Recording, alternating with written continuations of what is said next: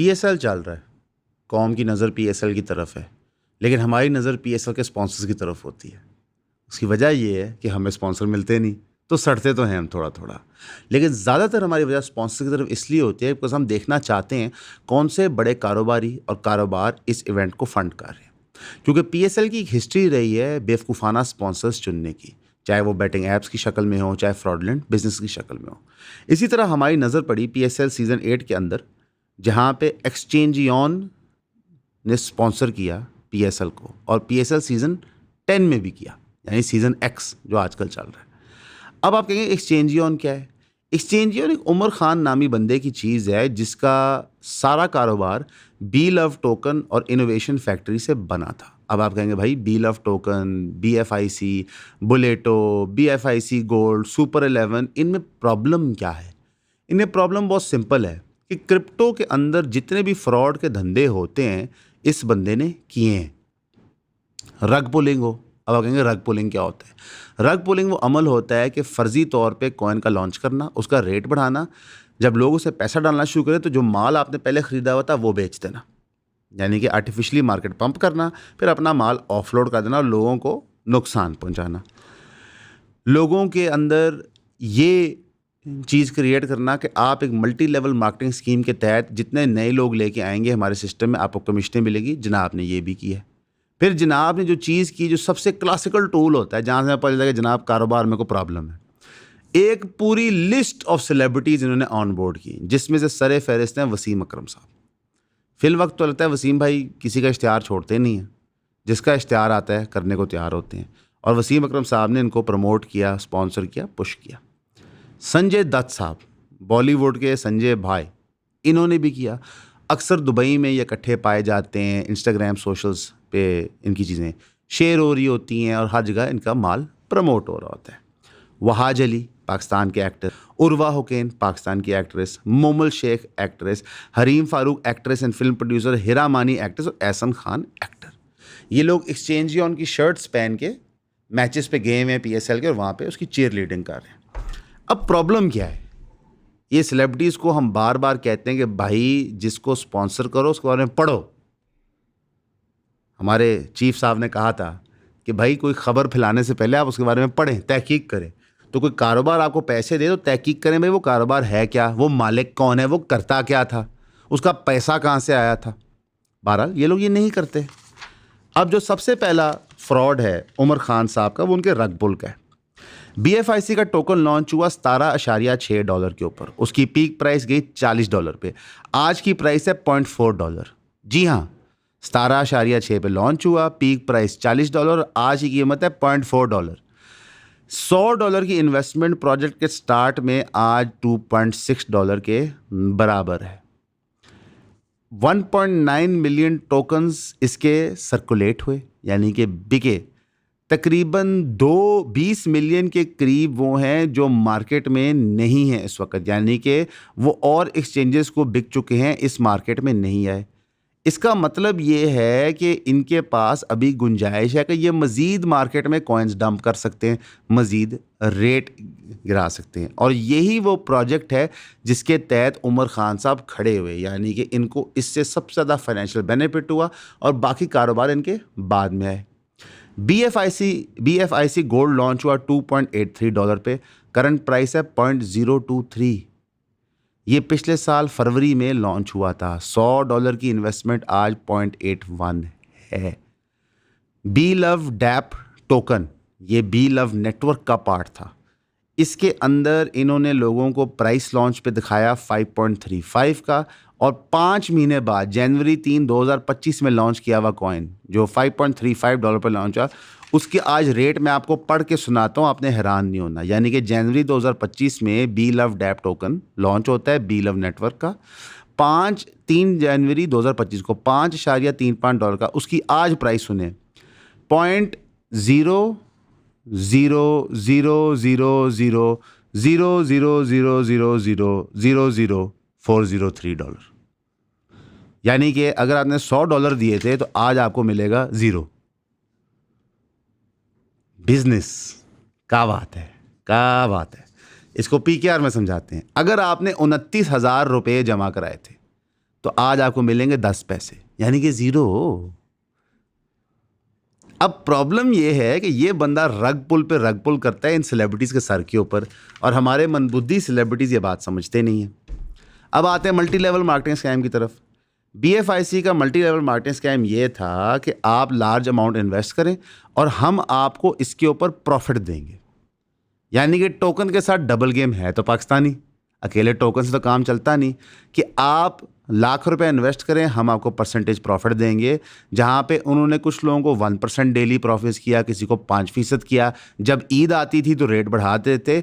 एक पॉइंट पे उन्होंने कहा कि 500 दिन के ऊपर डेली 1% देंगे, हम आपको 500% नफ़ा देंगे। यानी कि अगर किसी ने करोड़ रुपया जमा किया तो उसको 500 दिन पे कितना नफ़ा मिलेगा? 500% का। ये हो सकता है? सारी उम्र हमने कारोबार किया, हम खोते हैं। ये होता तो भाई हर कोई यहाँ पे खरबोपति ना बना होता। ये सब टोपी ड्रामा था, और टोपी ड्रामे को कवर कहाँ मिलता था? सेलिब्रिटीज़ का। मैं और आप इस झांसे में फंसते थे। ये चीज़ तो खैर एक्सपोज होगी, पिरामिड स्कीम्स का तबाह हो गया। उसके बाद उन्होंने कहा कि हम एक बील ऑफ टोकन का नया प्रोटोटाइप निकालेंगे 500 दिन में, जो 100 डिफरेंट एक्सचेंज पे होगा। वो भी नहीं हो सका। जो इनकी मेन वेबसाइट थी bulito.io, वो आज तक डाउन है। उसका आखिरी पोस्ट नवंबर 2024 में हुआ था। यानी कि हजूर मन प्रोजेक्ट लॉन्च करते हैं, पैसा इकट्ठा करते हैं, प्रोजेक्ट फेल होता है, नेक्स्ट प्रोजेक्ट। वैसे उन्होंने श्रीलंका में कैंडी की भी टीम स्पॉन्सर की थी T20 की, उसके पैसे ना देने पे उन्होंने उनको रिमूव कर दिया था। तो इस तरह की हरकतें ये करते रहते हैं। अब लैक ऑफ ट्रांसपेरेंसी ये है कि अमूमन जब कोई नया कॉइन आता है तो वो दुनिया भर के मेन फ्रेम्स पे जाता है, मेन एक्सचेंज पे जाता है। ये उसकी स्ट्रेंथ की पार्ट होती है कि यार मैं मेन फ्रेम्स पे ट्रेड हो रहा हूँ। ये वहाँ जाने को तैयार नहीं होते। इनकी जो सुपर 11 क्या कहते हैं कि एप्लीकेशन है, वो गूगल प्ले पे भी नहीं है, वो आपको मैन्युअली डाउनलोड कर पड़ती है। गूगल प्ले उसको रखने को तैयार नहीं है, उतनी फ्रॉडलेंट वेबसाइट है। आप इसके love wallet, B love dapp, exchange on के रिव्यूज़ पढ़ लें तो ओवरवेलमिंगली नेगेटिव हैं या 1 लाइन पॉजिटिव हैं, यानी कि पेड। लेकिन जो लोग इसको इस्तेमाल कर रहे हैं, और इसका ज़्यादातर एक्चुअली डैमेज का सोप सरप्राइजिंगली इंडिया में हुआ है, क्योंकि बंदा दुबई बेस्ड था, इसने संजय दत्त इंडियन इन्फ्लुएंसर को इन्वॉल्व किया, वहाँ से बथेरा नुकसान किया, फिर ये पाकिस्तान की तरफ आया। चलो एक तरीके से इसने कौम की मेहरबानी की, पहले हिंदुओं का पैसा लूटा, अब कहता है मैं ज़रा पाकिस्तानी बहन भाइयों का पैसा लूट लूँ। अब एक्सचेंजियन जो प्रोजेक्ट अभी वो प्रमोट कर रहा है, उसकी ट्रस्ट पायलट पे जो एक ऐप है इस्तेमाल की जाती है वेरिफिकेशंस के लिए, उसकी ट्रस्ट रेटिंग आ रही है 2.1, जहाँ पे मेजॉरिटी लोग उसका एक नेगेटिव कॉन्सेप्ट प्रेजेंट कर रहे हैं। एक्सचेंजियन का जो फंडामेंटल पर्पस है वो as a crypto exchange operate करना है। लेकिन जिस तरह अगर आप इस्तेमाल करते हैं कोई भी मेजर क्रिप्टो एक्सचेंज, तो वो आपको वहाँ पे USDT, बिटकॉइन के अंदर अपनी होल्डिंग रखने देता है। इनकी जो होल्डिंग्स हैं वो आपको इनके टोकन में रखनी पड़ती हैं। यानी कि इन्होंने हिसाब लगाया कि जनाब जब हमने सबको लूट लिया, सबको तबाह कर लिया, सबकी, अब अगला गलत लफ्ज़ निकलेगा मेरे से, तो अब तरीका ये है कि लोगों से कहो कि हम एक एक्सचेंज डेवलप करते हैं जहाँ पे दुनिया के आप ट्रेडिंग कर सकते हैं, लेकिन वहाँ पे जो होल्डिंग करेंसी है, जैसा फॉर एग्जांपल आप पाकिस्तान में होते हैं तो आपकी होल्डिंग करेंसी PKR होती है, आप USA में होते हैं तो होल्डिंग करेंसी डॉलर होती है, आप अकाउंट में पैसे डॉलर में पड़े होते हैं। उस तरह उन्होंने कहा जो हमारी होल्डिंग करेंसी को हमारा अपना टोकन होगा, तो यानी कि इनके टोकन का रेट आर्टिफिशियली फिर पंप हो जाएगा। मिसाल के तौर पे इनके एक्सचेंज पे लेट से $10 मिलियन की ट्रांजैक्शनें होती हैं, वो सारी ट्रांजैक्शन इनके कॉइन बेस के थ्रू होंगी। इसका मतलब इनका कॉइन का राइज पंप, इनका कॉइन का रेट ऊपर जाएगा, ये फिर मार्केट में अपने और कॉइन छोड़ेंगे, रेट गिरा देंगे। तो ये एक परपेचुअल साइकिल है।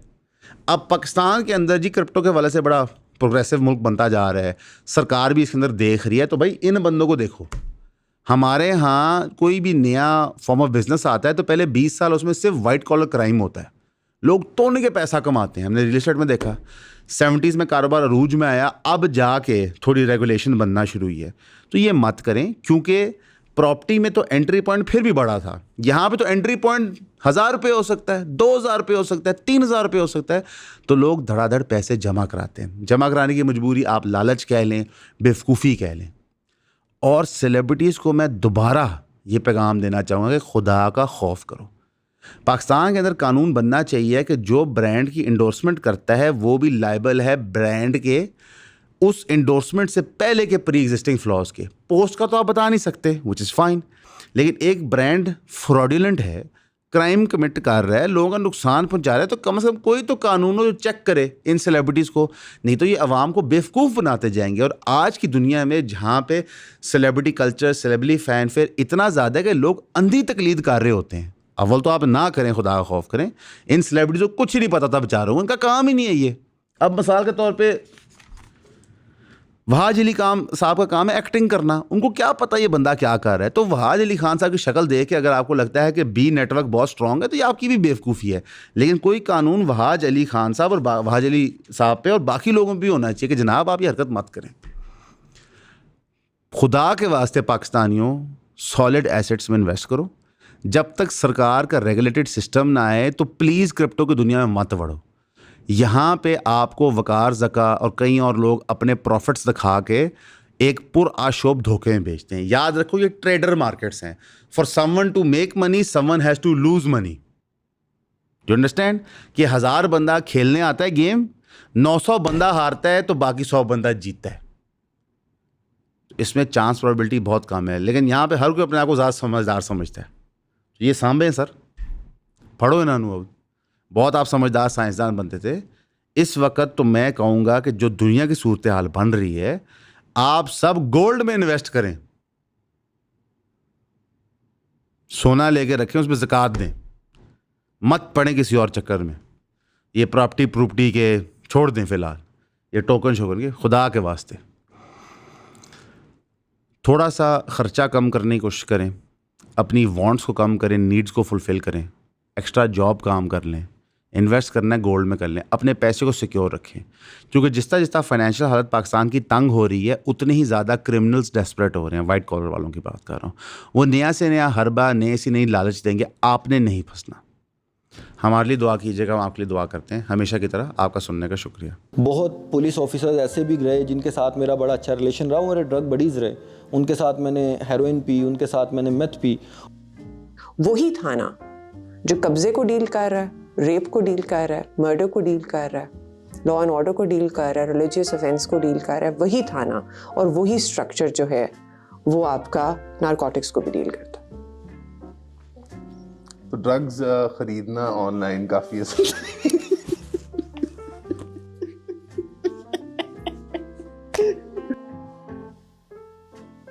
दरिया को कूजे में कैसे बंद करूं?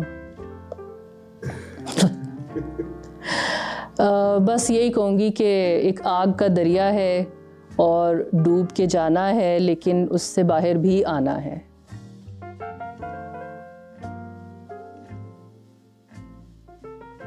कौन सा वाला सच बोलना? हाँ कुछ